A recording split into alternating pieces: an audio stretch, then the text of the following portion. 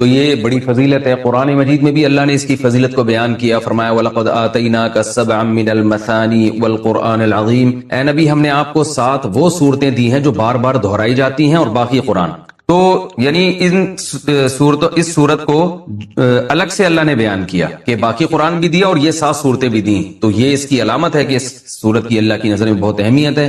اور اللہ نے اس کی صفت یہ بیان کی بار بار دہرائی جانے والی بار بار دہرائی جانے والی صورت. تو یہ بھی اس کی ایک فضیلت ہے کہ بار بار نمازوں میں دہرائی جاتی ہے. نماز میں قرآن کا کوئی بھی حصہ اتنا زیادہ نہیں پڑھا جاتا جتنی سورہ فاتحہ کو پڑھا جاتا ہے. تو بہت بڑی فضیلت ہے. اور آپ صلی اللہ علیہ وسلم نے فرمایا لم ينزل في التوراة ولا في الانجیل سورۃ مثل سورۃ الفاتحہ ولا اعظم منها. آپ صلی اللہ علیہ وسلم نے فرمایا نہ اللہ نے تورات میں اس سے بہتر سورت نازل کی، نہ انجیل میں، اور نہ باقی قرآن میں اس سے بہتر سورت نازل کی ہے. اور ایک اور حدیث میں آتا ہے کہ رسول اللہ صلی اللہ علیہ وسلم نے ارشاد فرمایا کہ اللہ تعالیٰ فرماتے ہیں قسمت الصلاۃ بینی و بین عبدی.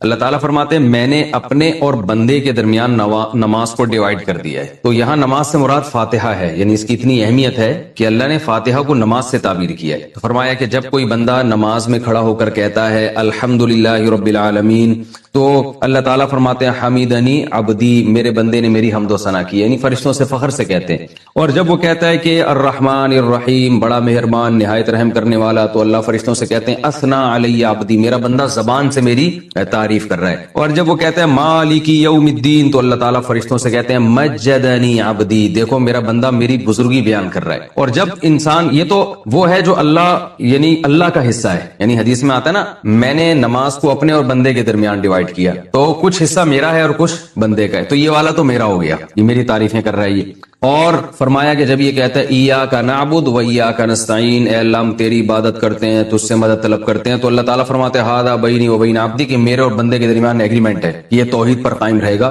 اور اب اس نے جب ایگریمنٹ کر لیا اور میری تعریفیں بھی کر دی، تو اب ولی عبدی ما سأل، اس کا حصہ کیا ہے کہ اب جو یہ مانگے گا اس کو ملے گا. تو اب یہ مانگے گا کیا، اللہ تعالیٰ ہم پہ چھوڑ دیتے، ہم الٹی سیدھی مانگنا شروع کر دیتے. تو اس لیے اللہ نے فرمایا کہ بڑی چیز مانگو خود، کیونکہ اللہ کی رحمت جوش میں اور اللہ کو پتا ہے کہ میں دعا قبول کروں گا، تو اس لیے اللہ نے اچھی دعا مانگنے کا ہمیں حکم دیا جو اہم تھی. اور حکم کیا دیا، اہدنا الصراط المستقیم، کہ اللہ تو ہمیں سیدھے راستے پر چلا، صراط الذین انعمت علیہم غیر المغضوب علیہم ولا الضالین.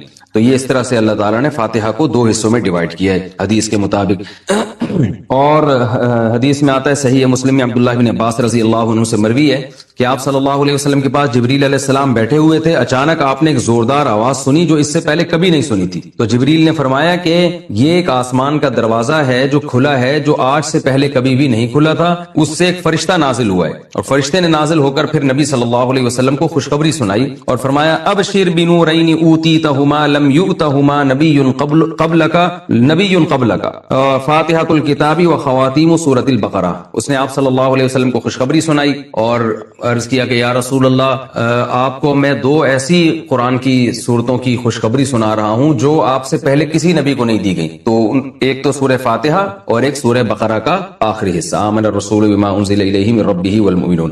تو یہ اس کے کچھ فضائل ہیں، اس سے معلوم ہوتا ہے کہ بہت بڑی فضیلت ہے. ایک فضیلت سورہ فاتحہ کی یہ بھی ہے کہ یہ دم میں بھی رقیہ کے کام آتی ہے. صحابی سے ثابت ہے کہ انہوں نے ایک جن اتارا اور سورہ فاتحہ پڑھ کے ان پہ پھونک مارتے گئے اور وہ جن کے اثرات ختم ہوتے چلے گئے. تو اس لیے اگر کسی پہ خدا نخواستہ جادو یا جنات کے اثرات ہوں تو سورہ فاتحہ پانی پہ دم کر کے چھینٹے ماریں یا ویسے ہی پھونک ماریں، اس کا بہت فائدہ ہوتا ہے. یہ سورہ فاتحہ کیا جو ہے نا کچھ فضیلت تھی جو میں نے آپ کے سامنے بیان کی. اب اس کی کچھ تفسیر بیان کروں گا. سورہ فاتحہ میں نماز میں اس کا کیا مقام ہے؟ رسول اللہ صلی اللہ علیہ وسلم نے ارشاد فرمایا کہ من لم یقرأ بفاتحۃ الکتاب فلا صلاۃ لہ. بخاری کی حدیث ہے جو شخص سورہ فاتحہ نہیں پڑھتا اس کی نماز نہیں ہوتی. تو اتنی بات تو بہرحال ثابت ہے کہ سورہ فاتحہ نماز کا ایک ضروری حصہ ہے. اب اس میں اختلاف ہے فقہا کا کہ امام اگر پڑھ لے تو سب کی طرف سے کافی ہوگی یا نہیں ہوگی.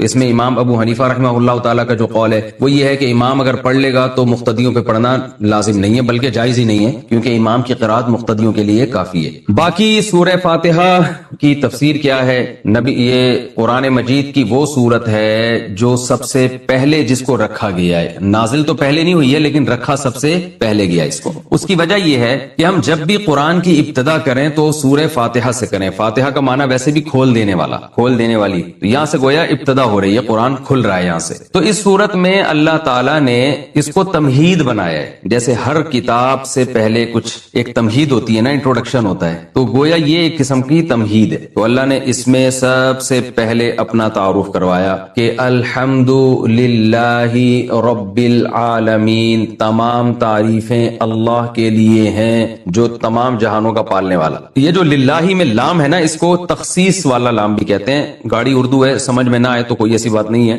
یوں سمجھ لیں کہ اسلام کا مطلب ہے تمام تعریفیں صرف اللہ کے لیے ہیں۔ یہ صرف بھی یہاں لگا ہوا ہے، یعنی جتنی بھی تعریفیں ہیں، سخاوت ہے، جود و سخا ہے، بہادری ہے، یہ جو بھی کمالات سمجھے جاتے ہیں، علم والا ہے، رحمت والا ہے، تو تمام تعریفیں حقیقت میں صرف کس میں پائی جاتی ہیں؟ اللہ میں۔ اگر انسانوں میں کوئی تعریف ہے تو اللہ کی دین سے ہے، اللہ کی عطا سے ہے، ورنہ حقیقت میں حقیقی تعریف کا مستحق تو صرف اللہ کی ذات ہے۔ تو اللہ نے اپنا تعارف کروایا رب العالمین، تمام جہانوں کا پالنے والا، اس لیے کہ جب تک آپ کے سامنے کتاب کے مؤلف کا انٹروڈکشن نہیں ہوگا آپ کتاب کو ویلیو نہیں دو۔ الحمدللہ رب العالمین، العالمین عالم کی جمع ہے، عالم کہتے ہیں جہان کو، بہت سارے جہان ہیں۔ اب اس میں علماء کی مختلف آراء ہے، بھائی جہان اس اعتبار سے بھی ہیں کہ زمین ایک الگ دنیا ہے، آسمانوں کی ایک الگ دنیا ہے، پھر آسمان 7 ہیں، ہر 7 آسمان کی ایک الگ دنیا ہے، تو اس لحاظ سے اللہ نے بہت سارے جہان بتائے۔ اور بعض علماء کہتے ہیں اس لحاظ سے بہت سارے جہان ہیں کہ ایک جہان یہ دنیا کا ہے، ایک قبر کا ہوگا اور ایک آخرت کا ہوگا۔ یہ بھی تو الگ الگ جہان ہے نا، ہم تو شفٹ ہوتے ہیں، ہماری روح یہاں سے مادی زندگی سے برزخ میں جائے گی، برزخ سے پھر آگے دوبارہ حشر میں، پھر جنت ہے یا جہنم ہے، تو یہ سارے مختلف جہاں ہیں۔ اور بعض علماء کہتے ہیں اس لحاظ سے یہ مختلف جہاں ہیں کہ جیسے ایک مادی زندگی ہے نا انسانوں کی ہے، ایک فرشتوں کی بھی زندگی ہے، ان کی بھی ایک الگ دنیا ہے، جنات کی بھی ایک الگ دنیا ہے۔ تو جنات کیوں ٹریس نہیں ہوتے، کیوں نظر نہیں آتے؟ اس لیے کہ وہ مادی چیز نہیں ہے، وہ ایک الگ ہی مخلوق ہے جو ہم اس کو دیکھ نہیں سکتے، آگ سے بنی ہوئی مخلوق ہے۔ اور یہ جو فرشتے ہیں یہ روشنی سے بنی ہوئی مخلوق ہے، تو یہ بالکل ایک الگ جہاں ہے۔ تو اس لیے انسان کی جو ریسرچ ہے نا، جو مادی ذرائع ہیں تحقیق کے، اس میں یہ آتا ہی نہیں ہے۔ تو یہ الگ الگ جہان اللہ نے بنائے ہیں فرشتوں کی، ہو سکتا ہے یہاں بہت سارے فرشتوں میں نظر نہیں آ رہے، یہاں ہزاروں جنات تو ہمیں نظر، اور شکر ہے کہ نظر نہیں آ رہے، کیونکہ ہمیں نظر آئے تو پھر جنات کو ہم نظر نہیں آئیں گے، ہم یہاں سے شارٹ ہو جائیں گے، ٹھیک ہے نا۔ تو ہوتے ہیں جنات بھی گھوم رہے ہوتے ہیں دائیں بائیں۔ تو ابھی اللہ کا انٹروڈکشن چل رہا ہے، تو اللہ نے فرمایا کہ اس کی بہت ساری صفات ہیں، لیکن اس کی جو سب سے اہم ترین صفت ہے، بڑا مہربان اور نہایت رحم کرنے والا، اس کی وہ جس کو میں نے الرحمن رحیم کے لفظ میں بہت ڈیٹیل سے میں بیان کر چکا ہوں کہ اللہ کی رحمت اللہ کے غصے پر غالب ہے، اور اللہ اصل میں تو رحم ہی کرتا ہے، سزا جب دیتا ہے کہ جب کوئی اس کی نافرمانی کرے، اور اس میں بھی بہت سارے آپشن اس نے معافی کے رکھے ہوئے۔ تو الرحمن الرحیم آگے فرمایا کہ مالک یوم الدین، روز جزا کا مالک۔ دیکھیں مالک تو اللہ اس جہاں کا بھی ہے، اس جہاں کا بھی ہے، لیکن روز جزا کا مالک اس لیے اللہ نے بیان کیا کہ اس دنیا میں عارضی طور پر انسانوں کی بھی حکومت ہوتی ہے، لہذا انسان ایک دوسرے پہ ظلم کرتے ہیں، اور اللہ یہ ظلم ہونے دیتا ہے، کیونکہ اللہ نے اختیارات دے دیے ہیں کہ تم چاہو تو سیدھے راستے پہ چلو، تم چاہو تو غلط راستے پہ چلو، اس قسم کے اختیارات اللہ نے ہمیں دے دیے۔ تو آخرت میں یہ اختیارات نہیں ہوں گے، اور آخرت میں ملکیت صرف اور صرف اللہ کی ہوگی۔ تو لہذا جو عقل مند لوگ ہیں وہ آخرت کو سامنے رکھ کر زندگی گزارتے ہیں، وہ کہتے ہیں اگر آج ہم نے اپنے اختیارات کا غلط اور ناجائز فائدہ اٹھایا تو کل ہمیں یہ بھگتنا پڑے گا، کیونکہ یہ اختیار ہم سے سلب ہو جائے گا، ہم سے چھین لیا جائے گا۔ تو اس لیے اللہ نے بتایا کہ مسلمان کا عقیدہ کیا ہے کہ اللہ دنیا کا بھی مالک ہے اور آخرت کا تو تنہا مالک ہوگا، اس میں تو عارضی طور پر بھی لوگوں کو اختیارات نہیں ہوں گے۔ تو یہ آخرت کا عقیدہ بہت ضروری ہے، اس کے بغیر اسلام پہ نہ کوئی چل سکتا ہے، نہ وہ مسلمان کہلا سکتا ہے۔ تو مالک یوم الدین کے بعد اللہ نے ہم سے ایگریمنٹ کروایا ایاک نعبد و ایاک نستعین، کیونکہ آگے اسلام پر چلنا اسی پر موقوف ہے۔ جب تک آپ ایک اللہ کی عبادت کے قائل نہیں ہے، اسلام کہتا ہے آپ کی کوئی نیکی قبول ہے ہی نہیں۔ تو ہم سے یہ ایگریمنٹ کروایا گیا ایاک نعبد، اے اللہ ہم تیری ہی عبادت کرتے ہیں، و ایاک نستعین، اور صرف تجھی سے مدد طلب کرتے ہیں۔ تو قرآن میں اللہ نے فرمایا کہ میں نے انسان اور جنات کو پیدا کیے میری عبادت کریں، کیا مطلب میری فرما برداری کریں۔ تو اس میں نماز بھی آتی ہے، ماں باپ کا کہنا ماننا بھی آتا ہے، اور جناب اس میں شادی بیاہ بھی آتا ہے، ٹھیک ہے نا، اس میں ولیمے کا کھانا بھی آ رہا ہے، اور اس میں اپنی صحت بنانا بھی آتا ہے، یہ بھی عبادت ہے بھائی، اللہ نے حکم دیا صحت بناؤ، تو اس میں حلال چیزیں کھانا بھی آتا ہے، اللہ نے کہا کہ حلال چیزیں کھاؤ، تو یہ سب چیزیں عبادت کے مفہوم میں داخل ہیں، وہ عبادت جس کو لغت میں عبادت کہتے ہیں، لیکن ٹرم جو عبادت کی ہے وہ صرف نماز، وہ کھانا کھانے کو عبادت نہیں کہیں گے آپ، بلکہ والدین کی خدمت کرنے کو بھی آپ عبادت نہیں کہہ سکتے، کیونکہ وہ ایک ٹرم ہے نا، ٹرم کہ کسی کی تعظیم، وہ تو صرف اللہ کی تعظیم ہوگی نا اس جذبے کے ساتھ، تو وہ عبادت نماز ہے، روزہ ہے، زکوٰۃ ہے، حج ہے، تسبیحات ہیں، اعتکاف ہے، اور یہ جہاد بھی اس میں داخل نہیں ہے اس عبادت میں۔ وقت ہو مت لیں، منع کر رہا ہوں آپ کو، کوئی فائدہ نہیں ہوگا،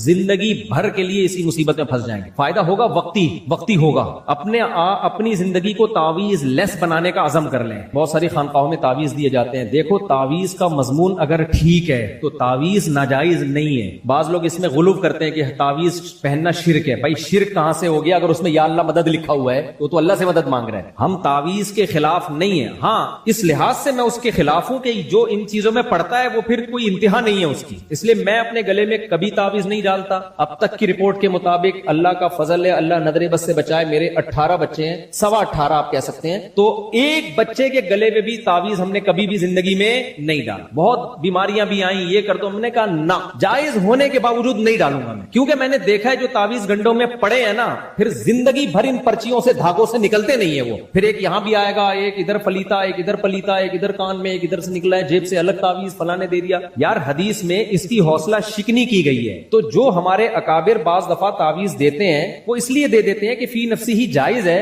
ہم نہیں دیں گے تو کہاں سے جا کے لے گا یہ، پھر یہ جائیں گے یہ لوگ مزاروں پہ اور شرکیہ، تو بھائی تیرا ایمان کا وہ لیول نہیں ہے تو چل یہ جو ہے نا یا اللہ مدد لکھ دی یا کوئی اس میں قرآن کی آیت لکھ دی، تو یہ ایسے لوگوں کو تو اس کو موٹیویٹ نہیں کرنا چاہیے، جائز ہے۔ باقی ہمارے بعض اکابر ایسے تھے جو عملیات کرتے تھے، اس کا فائدہ بھی ہوتا تھا، لیکن وہ عامل نہیں تھے، وہ بطور کرامت کے، جیسے مفتی موسیٰ روحانی بازی رحمۃ اللہ علیہ عامل نہیں تھے، خوب سمجھ لو، لیکن اللہ کے بعض نیک بندے ایسے ہوتے ہیں کہ نبی صلی اللہ علیہ وسلم نے فرمایا لو ابرہ علی اللہ لو اقسم علی اللہ لابرہ، کہ وہ اللہ پہ کوئی قسم بھی اٹھا لے اللہ اس قسم کو پورا کر دیتا ہے۔ تو کرامت کا باب بالکل ایک ڈیفرنٹ باب ہے نا، ادھر لاہور میں حضرت مفتی موسیٰ روحانی بازی رحمۃ اللہ علیہ وہ کچھ بھی کسی کو کوئی عمل بتاتے تھے وہ فائدہ ہی فائدہ ہوتا تھا، تو یہ ان کے بیٹے نے بھی ہمیں بتایا کہ عامل نہیں تھے، میں نے تو دعویٰ کیا تھا، ان کے بیٹے نے پھر بتایا کہ واقعی وہ عامل نہیں تھے، تو وہ کرامت تو ایک، اور کرامت بزرگوں کی ہوتی ہے، 2 ٹکے کے عاملوں کی نہیں ہوتی۔ یہ تو آپ کبھی 2 ٹکے کے کہاں سے ہو گئے، ان کے پاس تو اتنے بڑے بڑے علماء بیٹھے ہیں، بھائی انہوں نے بیوقوف بناتے ہیں یہ علماء،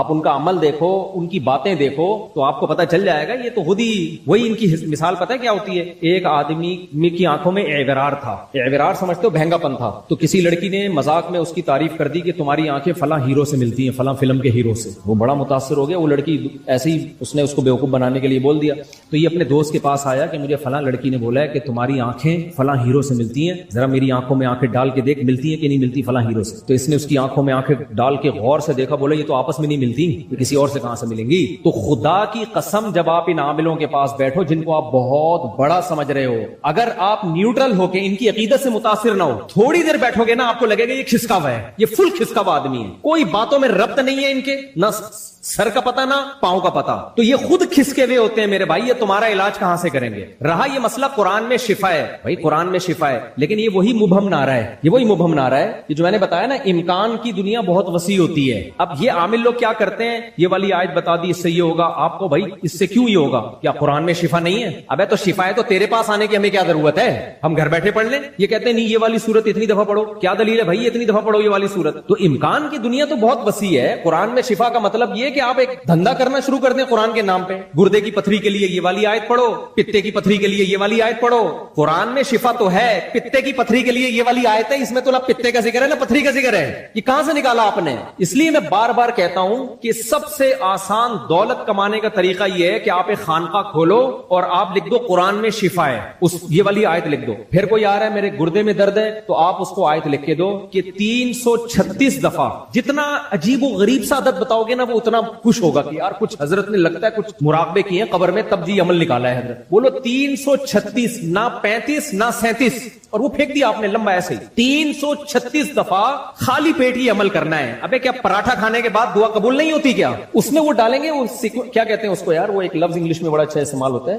ہاں سسپینس. اس میں سسپینس ڈالے گا نا, جتنا سسپینس ڈالے گا کہ یار ایسا کچھ کرو کہ لگے کچھ ہو رہا ہے. تو 336 دفعہ خالی پیٹ, کھایا ہوا کچھ نہ. اچھا بولتے بغیرت اتنے کانفیڈنس کے ساتھ ہے نا, یہ تو میں تو چیخ رہا ہوں نا, یہ چیختے نہیں. پتہ ہے کیسے ان کے اسٹائل ہوتا ہے؟ دیکھو یہ اسٹائل, یہ آپ کو پیسہ کمانے کا طریقہ بتا رہا ہوں. کروڑ پتی نہ بن جاؤ, میرا نام بدل دینا. خانقاہ کھولی آپ نے, اب آپ بیٹھے وہاں پہ بہت آرام سے.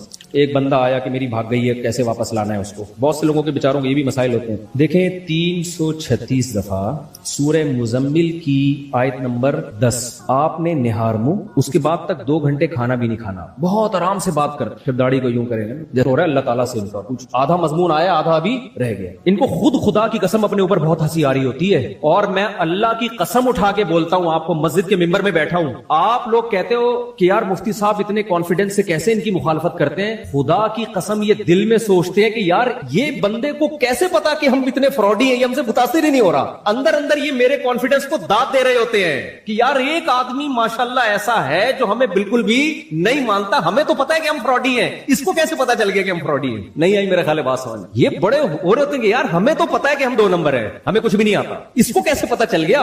کیونکہ ہم نے جس طرح سے لوگوں کو بیوقوف بنائے تو بڑے بڑے شیخ الحدیث میں وقوف بن گئے ہیں. تو یہ اندر اندر سے میرے بارے میں سوچ رہے ہوتے ہیں یار یہ بندے کو اتنا کانفیڈنس کہاں سے آ گیا, یعنی اس کو ہمارے بارے میں کیا فرشتے نے بتایا آ کے. سمجھ رہے ہو کہ نہیں سمجھ رہے؟ یہ ان کو پتا ہے کہ یہ بندہ صحیح کہہ رہا ہے. آگے چلتے ہیں, میں آپ کو پیسے کمانے کا طریقہ بتا رہا تھا, بیچ میں یہ ادھر ادھر اور چیزیں آ جاتی ہیں. تو آپ نے کیا کیا, داڑھی بھی ان کی بہتوں کی ہوتی ہے, بہتوں کی نہیں بھی ہوتی. داڑھی والے ہوتے ہیں وہ ذرا زیادہ فراڈ کا چانس ہوتا ہے کیونکہ لوگ ان کو چہرے کے نور وور سے زیادہ متاثر ہو رہے ہوتے ہیں. تو یوں کیا نا, آپ ایسا کریں صبح اٹھ کے نا سرسوں کا تیل, رات کو سونے سے پہلے سرسوں کا تیل تھوڑا ناخن پہ یہاں لگائیں, یہاں کناروں تھوڑا سا یہاں لگائیں, رات کو ناخنوں کے کنارے پہ یہاں آپ نے لگایا, بہت آرام سے, بہت میٹھی لہر. یہ پکڑو یاد رہا صحیح, اس کی وجہ سے پرابلم ہو رہی ہے, پھر وہ وظیفہ پورا اثر نہیں کرے گا. تھوڑا سا آپ نے ناخنوں کے سرسوں کا تیل کنارے پہ یہاں لگایا, اس کے بعد آپ نے پاؤں کی انگلیوں پہ اول آخر آپ نے 11 دفعہ سورہ فاتحہ پڑھ لی. بیچ میں سے بندہ, 1 منٹ بیٹا بیٹھے ہیں, بیٹھے. آپ کو نہیں کہہ رہا میں ایکٹنگ کر رہا ہوں, آپ تو کھڑے ہو. اچھا جی, میں آپ کے سوال کا جواب دوں. حضرت وہ زیتون کا تیل لگا سکتے نہیں, سرسوں کا تیل, سرسوں کا تیل لگا. تو آپ نے لگایا, 70 بیماریوں کی شفا ہے اس میں. کتنی بیماریاں؟ مجرب ہے, تھوڑا تھوڑا, زیادہ نہیں کہ آپ سرسوں کے تیل پینڈوں کی طرح اونڈیلنا شروع کرنا, تھوڑا پھینکتے رہو یار. کوئی پوچھنے والا پاکستان میں ہے ہی نہیں, ایک بیماری کی بھی شفا نہیں ہے اس میں. حضور آدمی شرم نہیں آتی, لوگوں کو الو بنا رہے ہو. تمہارے سامنے ڈیفنس کا طبقہ بیٹھا ہوا ہے, کراچی کے پڑھے لکھے لوگ. کیوں کوئی پوچھنے والا ہے ان سے کیا دلیل ہے اس کی سرسوں کا تیل ناخن پہ لگا لو, کہاں سے لایا ہے؟ پھینکنے بھی کیوں حد ہوتی ہے یار. وہی لطیفہ یاد آتا ہے مجھے, وہ ایک آدمی پھینک رہا تھا, میرے دادا کے پاس ایک ایسا استبل تھا, 500 سال تک گھوڑا دوڑتا نا وہ استبل ختم نہیں ہوتا.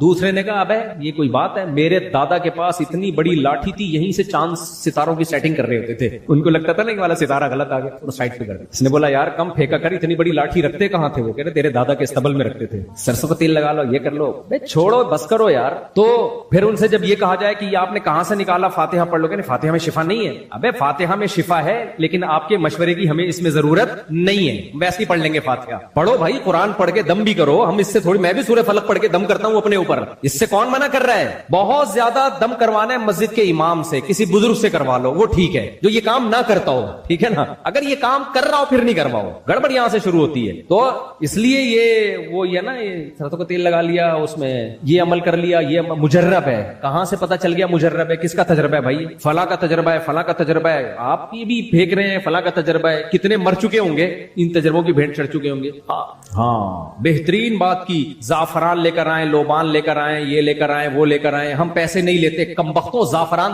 ابھی میں کیا بولوں مزید, زعفران کے وہ ویسے تعویذ کے پیسے نہیں, اور زعفران انہی کی دکان پہ بک رہا ہوتا ہے. ایسے عاملوں کو میں جانتا ہوں, پیسے 1 روپے نہیں لیتے. آپ کو کہیں گے زعفران لے کر آئیں اور مشک لے کر آئیں, اس سے تعویذ لکھ کے دوں گا, اور کہیں سے بھی لے آئیں, اس کو مل نہیں رہا ہوتا, اسی کی دکان ہوتی ہے کمبخت کی صدر میں. سمجھ رہے ہو, اس کا چاچا بیٹھا ہوا ہوتا ہے وہاں دکان. ایسے کروڑوں پتی بن گئے, پورے پورے بنگلے بنا لیے ہیں, ویسے گھننے بنے ہوئے. ہم تعویذ کے پیسے نہیں لے. ایک دفعہ کسی پہ سچی مچی کا جن آیا, ہمارے کسی ریلیٹو پہ, ان کے پاس زعفران کے تعویذ پڑے ہوئے تھے، جس پہ جن آیا نا اس نے مجھے کہا کر کے کہہ رہے وہ الماری سے تعویذ نکال کے لا. میں گیا تو زعفران کے تعویذ اور پتہ نہیں کیا کیا نا، وہ بوتل پہ یوں ڈالو، اس وہ جو خود ہی جن سمجھا رہا ہے نا، جس پہ جن آیا ہوا تھا وہ خود ہی سمجھا رہے یوں ڈالو یا مجھ پہ چھینٹے مارو. میں نے چھینٹ ماری، ایسے جن نے چیخ ماری نا. میں آپ کو پتا ہے میں کہاں اتنی جلدی تعویذوں سے متاثر ہوتا. میں نے کہا ویسے ہی چھینٹ مار کے دیکھتا ہوں میں. وہ میں نے الگ رکھا، پانی لا کے خود سورہ فلق پڑھ کے ماری، اس سے زیادہ چیخ نکل رہی تھی جن کی. سمجھ رہے ہو؟ ایک دفعہ اور واقعہ سناؤ. ہمارے ایک دوست کی والدہ اور بہن پہ واقعی جن ہزاروں میں کسی ایک پہ آ بھی جاتا ہے، لیکن ہزاروں میں لاکھوں میں کسی ایک پہ 99.9% اس میں یا تو ذہنی بیماری ہوتی ہے یا فراڈ ہوتا ہے. یہ خوب سمجھ لو، اس میں نوجوان طبقہ یا لڑکیاں فراڈ بہت کرتی ہیں. عشق چڑھ جاتا ہے، کوئی پرابلم ہوتی ہے، وہ اس کو بعض لوگ طلاقیں دے کے جن چڑھا لیتے ہیں اپنے اوپر. طلاق دے دی، اب پکڑے گئے، اب کیا ہو گیا بھائی، بعد میں غصہ ٹھنڈا ہوا، جن چڑھا لو کہ مجھ پہ تو جن آتا تھا. پھر مفتی اس میں فتویٰ بھی مل جاتا ہے ان کو، جن آتا تھا میرے اوپر اور جن آ رہا ہے. بہت بڑے بڑے فراڈ ہوتے ہیں، ہم نے پکڑے ہیں. یہ ہوائی باتیں نہیں کر رہا. ایک کم بخت نے کیا کہا، اس پہ جن آتا تھا اور عربی بولتا تھا. وہ گھر والے کہہ رہے ہیں یار، اچھا جب ایک گھر میں جاتا تھا تو جن ٹھیک ہو جاتا تھا. جب اس کی طبیعت سے دھویا ہے نا اس کو، ہمارے استاذ نے اس کو کمرہ بند کر کے دھویا، اس کو اتنا مارا ہے اس کو. وہ کہتا ہے یہ میرے لگ رہی ہے، اللہ کی قسم جن کے نہیں لگ رہی ہے. ہمارے استاذ نے کہا نہیں یہ جن کی لگ رہی ہے، تیرے نہیں لگ رہی. اس نے کہا نہیں یہ میرے لگ رہی ہے. جب زیادہ لگی ہے نا اس کو، اس نے کہا بھائی جن میں نہیں ہے. پھر پتا چلا اس کو عشق ہو گیا تھا اور یہ اپنے اوپر جن مسلط کرتا تھا تاکہ کسی طرح اس کو ایب نارمل سمجھیں اور وہاں لے کے جائیں خاص جگہ پہ اس کو. تو اب کیا ہوا ہے، اس نے کہا عربی کہتے ہیں فضائل اعمال سے میں نے رٹا لگا لگا کے عربی یاد کی ہے. تو بہت فراڈ ہوتے ہیں، لڑکیوں میں بھی لڑکوں میں بھی. بعض دفعہ کوئی خاتون کسی عامل پہ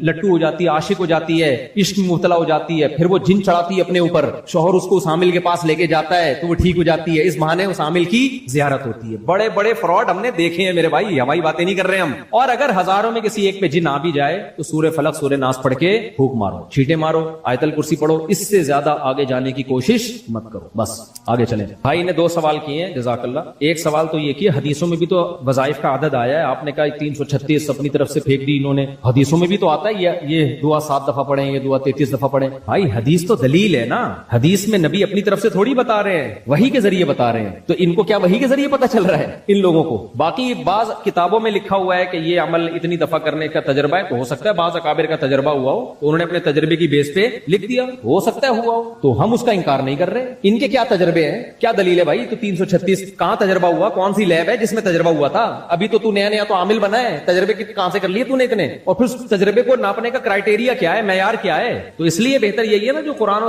حدیث میں جو مسنون دعائیں جن کی تعداد ہے وہ پڑھا کریں، اس کا کوئی منکر نہیں ہے. بلکہ ہم تو کہہ رہے ہیں عاملوں سے جان چھوٹے گی تو مسنون اعمال پہ آؤ گے. جو مسنون دعائیں ہیں وہ تو پڑھو، 7 دفعہ ہے تو 7 دفعہ پڑھو، 10 دفعہ ہے تو 10 دفعہ پڑھو. لیکن ان عاملوں سے جان چھوٹے گی تو حدیث میں جو اعمال آئے ہیں وہ کرو گے. ورنہ جن کمبختوں نے عاملوں کے پاس گئے ہیں وہ دعاؤں سے بھی گئے اور مسنون اعمال سے بھی گئے. مسنون تو کرنا ہے، میں خود دعائیں پڑھتا ہوں صبح شام کی حفاظت کی دعائیں انس بھی پڑھنی چاہیے. بسم اللہ الذی لا یضر مع اسمہ شیء فی الارض ولا فی السماء وهو السمیع العلیم. یہ صبح شام 7 دفعہ پڑھنی چاہیے. یہ دعا سفر کی دعا ہے، اللہم انا نعوذ بک من وعثاء السفر وکآبۃ المنظر وسوء المنقلب فی المال والاہل. سفر میں ہر طرح کی مصیبت سے بچنے کی دعا. لیکن جو کم بخت عاملوں کے پاس جائے گا ان دعاؤں سے محروم. ان کے بعد آپ سے سیکنڈ لاسٹ سوال. آپ دلہن پہ جو قرآن رکھا جاتا ہے وہ رسم کی نیت یہ ہوتی ہے کہ قرآن کے سائے میں رخصت کر رہے ہیں، بس ایک تبرک کے لیے ہوتا ہے. لیکن اس رسم کو چھوڑ دینا چاہیے کہ ناجائز ہونے کی کوئی دلیل نہیں ہے، بس مقصد ہے کہ برکت حاصل ہو جائے. تو برکت کے لیے کوئی قرآن و سنت سے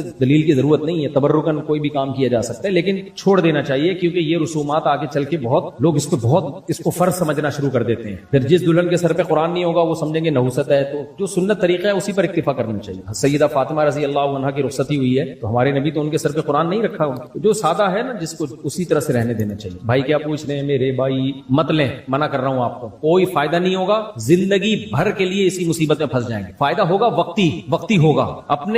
اپنی زندگی کو تعویذ لیس بنانے کا عزم کر لیں. اچھا میرے بھائی حسد اور بغض کوئی کبیرہ گناہ میں مبتلا ہو اور اس کے بعد توبہ کر لیں تو کیا اس کے لیے گناہوں کا عذاب دنیا میں آیا اور معاف ہوگا یا نہیں ہوگا؟ توبہ پر ہے کتنی تگڑی توبہ کی ہے. اگر اس نے پکے سچی توبہ کر لی، خوب گڑگڑایا اللہ کے سامنے، معافی مانگ لی، تو اس کا دنیا کا اثر بھی اللہ ختم کر دیتے ہیں اور آخرت کا اثر بھی ختم کر دیتے ہیں. یعنی دنیا میں جو نحوست آنی تھی اس کے اوپر اللہ اس کو بھی ختم کر دیتے ہیں. اس کو توبہ پر ہے، اس لیے پکی ڈھکی توبہ کرنی چاہیے. زمانے طالب علمی میں شادی کر سکتے ہیں اگر مالی لحاظ سے ٹھیک ہو. آپ خود سوچو، اگر آپ مالی لحاظ سے ٹھیک ہو، آپ کو رشتہ بھی مل رہا ہے، طالب علمی کے دور میں اگر آپ شادی نہیں کرو گے، بعد میں لوگوں کو شادی کی ترغیب کیسے دو گے؟ آپ شریعت کیسے بتاؤ گے؟ جب آپ شریعت بتاؤ گے کہ نبی نے فرمایا یا معشر الشباب من استطاع منکم الباءۃ، حدیث میں آتا ہے کہ جو نکاح کی طاقت رکھتا ہے وہ نکاح کر لے. جب آپ یہ حدیث سناؤ گے تو لوگ آپ سے پوچھیں گے اچھا جب آپ میں نکاح کی طاقت تھی آپ نے کر لیا تھا یا دورہ تک ڈیلے کیا تھا؟ آپ کہو گے ڈیلے کیا تھا. کہا پھر ہم بھی ڈیلے کر رہے ہیں. پھر آپ یہ زیادہ ہمارے ساتھ فنٹر بننے کی ضرورت نہیں ہے. تو جب خود عمل نہیں کر رہے تو دوسروں کو کیسے عمل کراؤ گے؟ دیکھو میں اس کی ایک مثال دیتا ہوں. ہمارے ہاں طلبہ کیا کرتے ہیں، قرآن و سنت پڑھتے ہیں اس نیت سے کہ ہمیں قرآن سمجھ میں آ جائے، حدیث سمجھ میں آ جائے. بھائی عمل کی نیت سے پڑھو. اسلام کو فائدہ جب ہوگا جب آپ عمل کرو گے. آسان مثال دیتا ہوں، حدیث میں آتا ہے وہ شخص جو پیٹ بھر کے کھائے اس کا پڑوسی بھوکا سوئے وہ مومن نہیں ہے. اب طالب علم کے سامنے جب یہ حدیث آئے گی نا تو طالب علم کیا کرے گا؟ جامع رشید کا طالب علم اس حدیث کی پہلے عربی عبارت پڑھے گا. پہلے کیا پڑھے گا؟ عربی عبارت کہ بھئی یہ زبر ہے، یہ زیر ہے، یہ پیش ہے. پھر دیکھے گا نحو کے لحاظ سے مبتدا کہاں ہے، خبر کہاں ہے، حال ذوالحال کدھر ہے، جار مجرور کدھر ہے، اس لحاظ سے حل کرے گا. پھر اس کی سند کی تحقیق کرے گا. پھر دیکھے گا کن کن کتابوں میں یہ حدیث ہے. پھر اس پہ پورا لیکچر تیار کرے گا. ان تمام باتوں میں سے کسی بات کا پڑوسی کو ٹکے کا بھی فائدہ نہیں ہے. نہیں ہے میرا خیال ہے. حدیث کا مطلب ہے کہ جو پیٹ بھر کے کھائے پڑوسی بھوکا سوئے وہ مومن نہیں ہے. اب طالب علم کیا کرتا ہے جامع رشید کا؟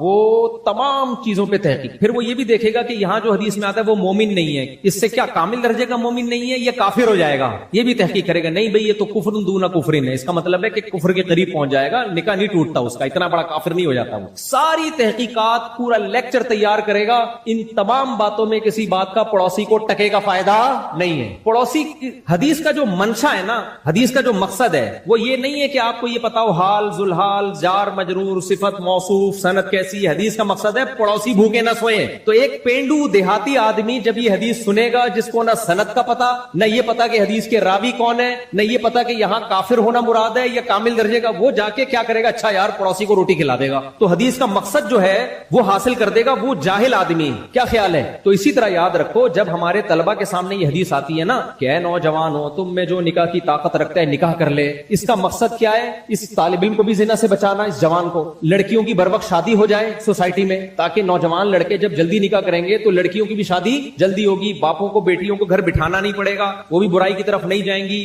مینٹلی ہیلتھ بھی اچھی ہوگی، نسل بھی بڑھے گی، خاندان آباد ہوگا. جب گروتھ ریشو بڑھے گا مسلمان قوم پاورفل ہوگی، جوانوں کا ریشو بڑھ جائے گا، بوڑھوں کا ریشو کم ہو جائے گا. تو ہر لحاظ سے امت اسٹیبل ہوگی، کمانے والے زیادہ اور کھانے والے کم. آپ نے کیا کیا؟ ایک عامی آدمی کو جب ہم یہ حدیث سناتے ہیں، وہ غریب آدمی رکشا چلاتا ہوگا وہ اپنے بیٹے کی شادی کر دیتا ہے کہ کوئی بات نہیں، اس کو وہ فائدے حاصل ہو جاتے ہیں، ان کی بچیاں بھی نبڑ جاتی ہیں ان کے خاندانوں کی. لیکن جب جامع رشید کے طالب علم کے سامنے یہ حدیث آئے گی تو کہے گا یہ حدیث بخاری میں بھی ہے مسلم میں بھی ہے. تو پہلے تو یہ متفق علیہ حدیث ہے. امتحان میں اگر آ گیا کہ یہ حدیث کہاں کہاں ہے تو میں بتا دوں گا بخاری میں بھی ہے اور مسلم میں بھی، متفق علیہ حدیث. امتحان میں دوسرا سوال آئے گا اس حدیث کے راوی کون ہے، تو یہ سوال کا جواب بھی عبداللہ بن مسعود رضی اللہ تعالی عنہ حدیث کے راوی. نمبر 3 امتحان میں تیسرا سوال آئے گا من استطاع منکم الباءۃ، جو تم میں باء کی طاقت رکھتا ہے. باء کا مطلب کیا ہے تو وہ بھی بتا دے گا. استطاعت کا مطلب کیا ہے اس پہ بھی پورا لیکچر لکھ دے گا. شباب کسے کہتے ہیں بھائی؟ معاشر الشباب. حدیث میں آتا ہے اے نوجوانوں. نوجوانی کی عمر کب سے کب تک شروع ہوتی ہے؟ تو ابن حجر رحمۃ اللہ علیہ کی فتح الباری دیکھے گا پورے شباب پہ پورا لیکچر تیار کر لے گا. کم بخت کرے گا وہی بڈھا ہو کے شادی، جس سے اس کے خاندان کی لڑکیاں کا بیڑا غرق. اب جتنے طلباء جو دیر سے شادی کر رہے ہیں ان کے خاندانوں کی لڑکیاں بھی دیر سے شادی پر مجبور ہو رہی ہیں کہ نہیں ہو رہی؟ پھر ان لڑکیوں کے باپوں کی بوجھ بڑھ رہا ہے کہ نہیں بڑھ رہا؟ وہ بھی پریشان ہے ہماری بیٹیوں کے لیے رشتے نہیں ہیں. بھائی رشتے کہاں سے آئیں گے؟ آپ اپنے بیٹوں کو شادی نہیں کرنے دیتے کہ یہ پہلے پڑھائی مکمل کریں. تو جو آپ کی بیٹیوں سے شادی کرتے ان کے باپ بھی ان کو شادی نہیں کرنے دے رہے کہ وہ پڑھائی مکمل کریں. بیڑا کس کا غرق ہو رہا ہے؟ لڑکیوں کا بیڑا غرق ہو رہا ہے اور آپ کا بھی ہو رہا ہے جو برائیاں پھیل رہی ہیں. تو اس لیے میرے بھائی حدیث پر سب سے پہلے جو کام ہے نا جس کے 100 میں سے 100 نمبر اللہ قیامت کے دن دے گا وہ ان تحقیقات کے نہیں دے گا. جامع رشید تو آپ کو نمبر دے دے گا. آپ زبردست لیکچر آپ نے تیار کیا 100 میں سے 100 A+ کے ساتھ آپ دورے میں کامیاب ہوئے. مگر اللہ کے امتحان میں آپ کامیاب نہیں ہوئے. اللہ کہے گا جب تو نے یہ حدیث سنی تھی اسی وقت عمل کا جذبہ پیدا ہوا 100 نمبر، جذبہ پیدا نہیں ہوا انڈا 0. جیسے پڑوسیوں کے حقوق سن کے پوری تحقیق کر لی حقوق نہیں دیے، اللہ کے امتحان میں کیا ہو 0. اس لیے عمل کو پہلے فوکس کیا کرو. جواب دیا کرو الزامی. الزامی جواب کا مطلب یہ ہوتا ہے یہ اصول ہمیشہ کے لیے پلے باندھ لو. باطل کے پاس اتنی طاقت نہیں ہوتی کہ وہ دلیل سے بات کرے. وہ دلیل آپ کو دلیل اس لیے لگ رہی ہوتی ہے کہ آپ کا علم بہت کم ہوتا ہے. تو آپ اس کو دلیل دو گے وہ پھر دلیل کا جواب دے گا، الجھا دے گا آپ کو. اب عالم کو تو پتہ چل جائے گا یہاں گڑبڑ کر رہا ہے، یہ عامی آدمی کے لیے مشکل ہوتی ہے. تو ہمیشہ جب بھی کسی اہل باطل سے آپ کا مقابلہ ہونا الزامی جواب دیا کرو. الزامی. الزامی کا مطلب کیا ہوتا ہے؟ الزامی الزامی کا مطلب یہ ہوتا ہے کہ اگر آپ کا یہ اصول ٹھیک مان لیتے ہیں ہم، تو پھر آپ خود اس اصول کو کئی جگہ پہ کیوں توڑ رہے ہو؟ آپ بھی تو اس اصول کو خود کئی جگہ پہ توڑتے ہو. یہ لوگ جو کہتے ہیں نا سنت موقع، لوگ ویسے ہی نماز نہیں پڑھ رہے آج کل، پڑھتے ہیں تو اتنی لنگڑی لولی نمازیں کہ سنت موقع ہی ختم کر دی. تو جو بھی آپ سے کہا کرے نا سنت موقع نہیں ہوتی، تو اس سے کہیں کہ اچھا ٹھیک ہے، پھر نماز ایسے شروع کریں گے،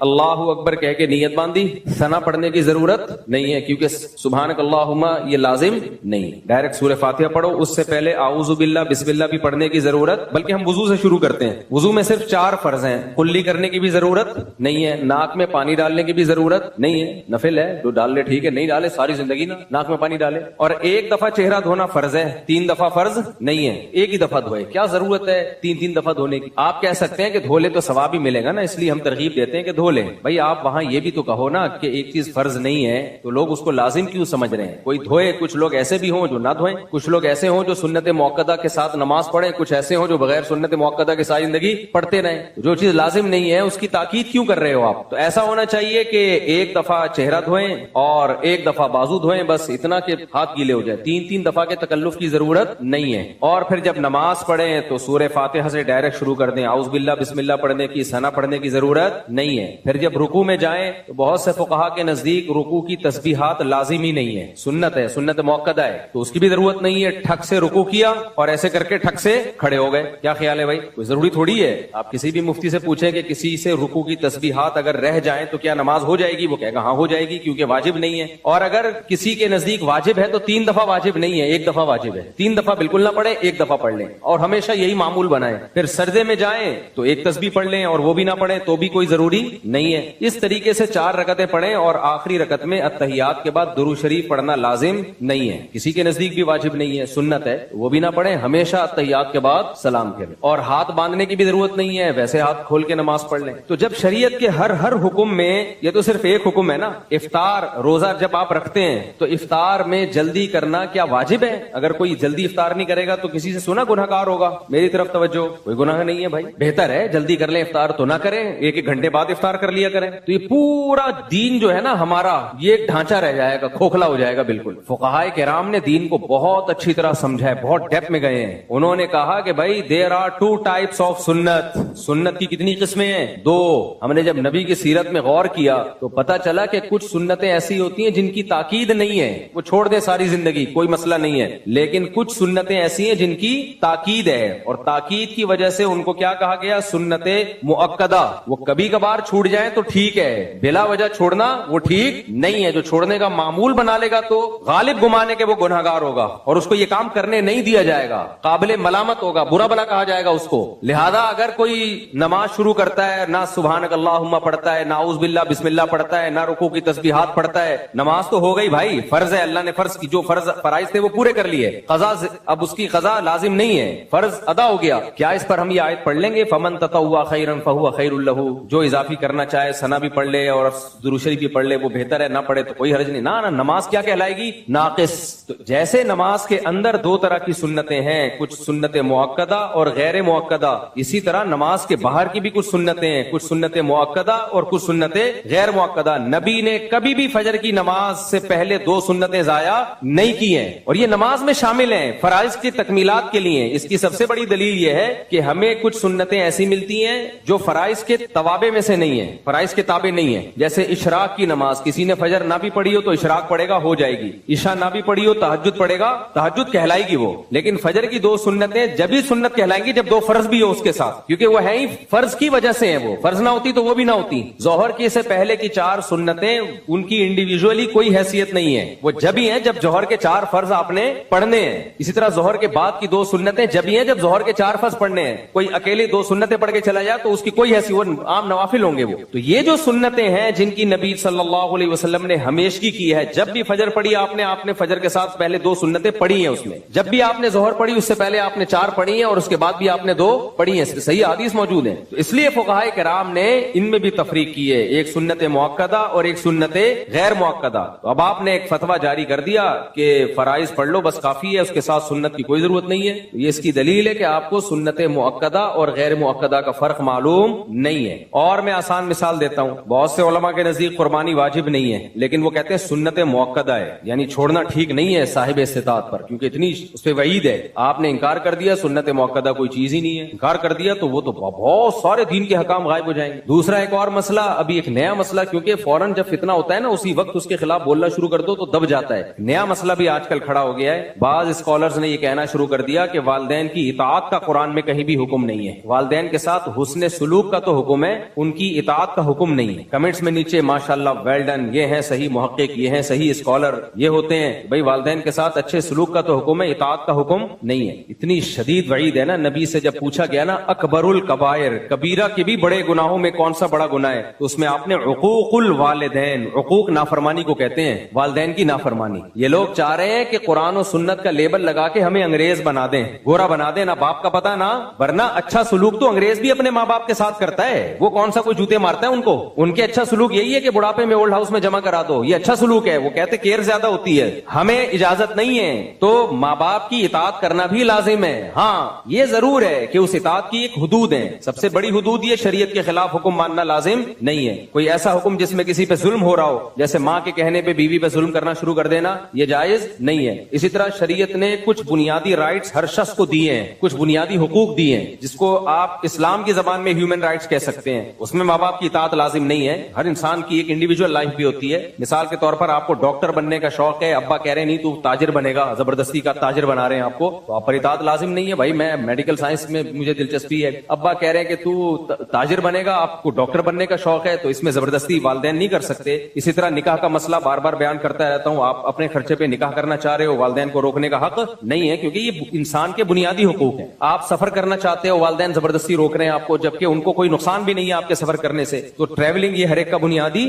حق ہے. اس ٹریولنگ میں اگر آپ کو کوئی فائدہ ہے, یا ایسا حکم دے رہے ہیں جس میں ان کا کوئی نقصان نہیں ہے, پھر بھی آپ پہ بلا وجہ کے ایک حکم مسلط کر رہے ہیں. بعض ہوتے ہیں بس چڑچڑے طبیعت ہو جاتی ہے ان کی, بلا وجہ کا آرڈر جاری کر رہے ہوتے ہیں, حالانکہ اس آرڈر کو پورا کرنے میں ان کا کوئی فائدہ نہیں ہے, تو وہ ایک الگ بات ہے. لیکن نارملی مباح چیزوں میں ماں باپ جب کسی بات کا حکم دے دیں تو شریعت میں ان کی اطاعت لازم ہے. آپ کے پاس نو کا آپشن نہیں ہے اس میں. یہاں تک کہ چاروں ائمہ کا اس پر اتفاق ہے, اور یہ مسئلہ حدیث سے نکالا ہے, کہ اگر نفل نماز بھی آپ پڑھ رہے ہیں نا, اور ماں اور باپ نے آپ کو کوئی آرڈر دیا, کوئی حکم دیا, تو آپ پر لازم ہے کہ آپ شرعن آپ کے لیے جائز ہے کہ آپ نماز توڑ دیں, اس کی پکار کا جواب دیں. اتنی شدید تاکیدات ہیں. اور ایک اسکالر نے بڑے آرام سے کہہ دیا کہ اسلام میں ماں باپ کے ساتھ اچھے سلوک کا تو حکم ہے, لیکن ماں باپ کی اطاعت کہیں بھی لازم نہیں ہے. ہوتا یہ ہے کہ جو ممی ڈیڈی ٹائپ کے مسلمان ہوتے ہیں نا, ممی ڈیڈی, دیکھو اسلام سے مسلمان کا رشتہ بہت مضبوط ہوتا ہے. آپ لوگ مجھے لگ رہا ہے ٹینشن میں آ رہے ہو تھوڑا سا, آج مجھے لگ رہا ہے محسوس سا ہو رہا ہے مجھے. مسلمانوں کی دو قسمیں ہیں. دیکھو انسانوں کی تین قسمیں ہیں. ایک تو بالکل کافر, جس کو پشتو میں کہتے ہیں کافر کا بچہ, پشتو میں کیا کہتے ہیں, کافر کا بچہ, تو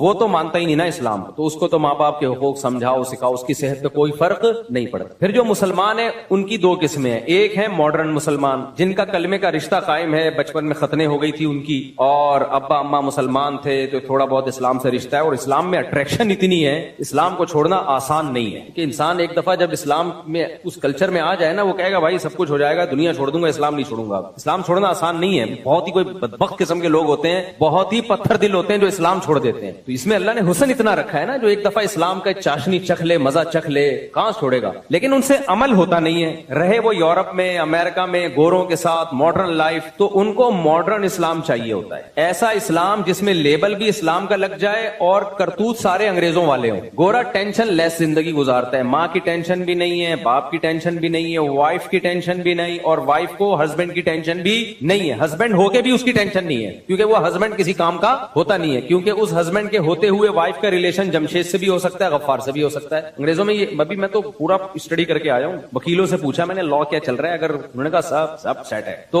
وائف کسی اور سے ریلیشن قائم کر لے تو بھی کچھ نہیں ہوتا, ہسبینڈ کسی اور سے ریلیشن قائم کر لے تو اچھا, ہسبینڈ بیوی کو کسی بات کا آرڈر دے تو بھی کچھ نہیں ہوتا, اور بیوی ہسبینڈ سے نان نفقے کا مطالبہ کرے وہ نہ دے تو بھی کچھ نہیں ہوتا. تو جب کچھ نہیں ہوتا تو کم وقتوں تمہیں تکلف کی ضرورت کیا. بس ایک مصیبت میں پھنس جاتے ہیں وہ لوگ. وہ مصیبت یہ کہ جب تک گرل فرینڈ تھی تو کوئی ٹینشن نہیں تھی, شادی کر لی تو اب بریک اپ نہیں ہو سکتا, بریک اپ کرو گے تو آدھی پراپرٹی دو گے آپ. تو اس ٹینشن کے سلسلے میں وہ کیا کر رہے ہوتے ہیں, شادی کر رہے ہوتے ہیں. تو کون کرے گا, پاگل تھوڑی ہیں وہ. خیر, تو اب جو ماڈرن اسلام ہمارے جو ڈیفنس میں اور کلفٹن میں اور یعنی جو پوش ایریاز ہیں وہاں جو سارے مسلمان نہیں, یعنی جو برگر فیملیوں فیملیوں سے جن کا تعلق ہے، ان کی پیاس نہیں بجھ رہی تھی کہ ہمارے ان کرتوتوں پر ہم نہ باپ کو پوچھتے ہیں، نہ ہم ماں کو پوچھتے ہیں، نہ بیوی شوہر کی اطاعت کرتی ہے. جب میں یہ بیان کرتا ہوں شوہر گھر کا سربراہ ہے تو ہماری لبرل انٹیوں کی ایسے لگتا ہے ان کی دم پہ پاؤں رکھ لیا میں، ان کی دم پہ ایسی چیخیں نکلتی ہیں نا، ایسی چیخیں نکلتی ہیں. کمنٹس میں پڑھ رہا ہوتا ہوں، یہ میرا ظرف ہے، اتنے اپنے خلاف نیگیٹو کمنٹس میں پڑھتا ہوں. تو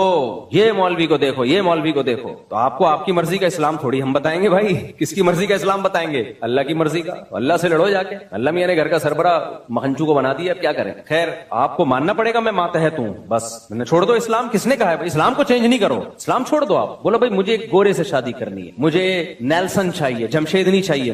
مجھے کیا چاہیے؟ نیلسن. اور کیا ہوتا ہے؟ مائیکل چاہیے مجھے، مائیکل. میکائل نہیں چاہیے مجھے، کیا چاہیے؟ مائیکل. تو آپ پھر وہاں جاؤ نا، وہاں آزادی ہے بھائی، کوئی سربراہ وربراہ نہیں ہوتا. گورا ڈانٹ بھی نہیں سکتا بیوی کو، ڈانٹ دینا تو وہ کیس کر دے گی. تو اس لیے پھر ایسے ہی کسی ماڈرن سے آپ نکاح کریں. تو یہ کیا بات ہے ادھر پیڑے کھانے کے لیے؟ کیونکہ پتہ ہے گورے سے وہ تو کوئی حقوق نہیں ہوتے. اس عشق معاشقہ ہو جائے تو کر لیتی ہیں، ورنہ پتہ ہے کچھ بھی نہیں ملے گا وہاں. تو اسلام کے فائدے اٹھانے کے لیے آپ کو جمشید چاہیے، اور جب جمشید کے حقوق اسلام بیان کر رہا ہے تو وہ والے گوروں سے چاہیے. یہ نہیں چلے گا بھائی، یہ اسلام نہیں مانتا. خیر اسلام کی عقل بھی نہیں مانتی، تو یا تو پورے ادھر کو جاؤ یا پورے ادھر کو کھسک جاؤ. تو اب کیا مسئلہ ہے؟ اب مسئلہ یہ ہے کہ جو ماڈرن قسم کے لبرل قسم کے ہمارے مسلمان ہیں، جو چاہتے ہیں کہ یار یہ ہمارے پہ داڑھی رکھتے ہوئے ان کو لگتا ہے کہ ہم ملا نظر آئیں گے، بالکل ہی پروفیشنل قسم کے مولانا نظر آئیں گے. لوگ کہیں گے یار تم ٹھیک ہے اسلام کو فالو کرو، ٹھیک ہے نماز روزے کی حد تک ٹھیک ہے یار، انسان کا ایک روحانی تسکین ہوتی ہے، ہر مذہب میں ہوتا ہے. ہم جب ایئرپورٹ پہ جاتے ہیں تو پہلے ایئرپورٹ پہ یہ ہوتا تھا، دنیا کے تقریباً ہر ایئرپورٹ پہ ہی نماز کی جگہ، کیونکہ مسلمان ہی نماز پڑھتے ہیں زیادہ تر. لیکن اب انہوں نے تھوڑا سا ایئرپورٹ والوں نے یہ کیا کہ لوگ اعتراض کریں گے بھی مسلمانوں کی مسجدیں کیوں بن رہی ہیں، تو ہندوؤں کی بھی ہونی چاہیے اور سکھوں کی بھی. تو بنانا شروع کر دی ایئرپورٹ پہ، لیکن وہاں لوگ کوئی خاص نظر نہیں آتے ہیں. تو عبادت تو سبھی کر رہے ہوتے ہیں نا، ہر مذہب کے لوگ. اصل تو یہ ہوتا ہے کہ اسلام کلچر کے اندر لے کر آؤ. یہ بڑا مشکل کام ہے بھائی، یہ بڑا مشکل کام ہے. اپنے کلچر کو کیا بناؤ؟ اسلام. تو آپ کا حلیہ اور یہ سب چیزیں اسلام کے مطابق ہوں. عورت پردہ کر لے. تو اب ہماری لبرل انٹیاں اور ہمارے لبرل انٹے، ان کو کیا چاہیے کہ اسلام سے ظاہر اتنا ظرف نہیں ہے کہ اسلام چھوڑ دیں، وہ اتنا ایمان کی رمق ہے. تو ان کو پھر اس ٹائپ کے اسکالرز چاہیے ہوتے ہیں جو مغربی تہذیب کو مشرف با اسلام کر دیں. تہذیب مغربی ہو، ویسٹرن تہذیب ہو، اور اس پہ لیبل کیا لگا دیں؟ قرآن و سنت کا، تاکہ ان کی تھوڑی سی ایک پیاس بجھ جائے، تھوڑی سی ان کو تسلی مل جائے. جیسے جب کسی نے کسی چیز کو حلال کرنا ہوتا ہے نا، میں اکثر ایک چٹکلا سناتا ہوں نا، بہت دفعہ سنا چکا ہوں، آپ شاید بور ہو جاؤ دوبارہ، لیکن سنا دیتے ہیں، کیا جا رہا ہے. تو یہ اس بات کو سمجھانے کے لیے جو ابھی میں بتا رہا ہوں، وہ بار بار کہتا ہوں نا، ایک مولوی صاحب چوری کے خلاف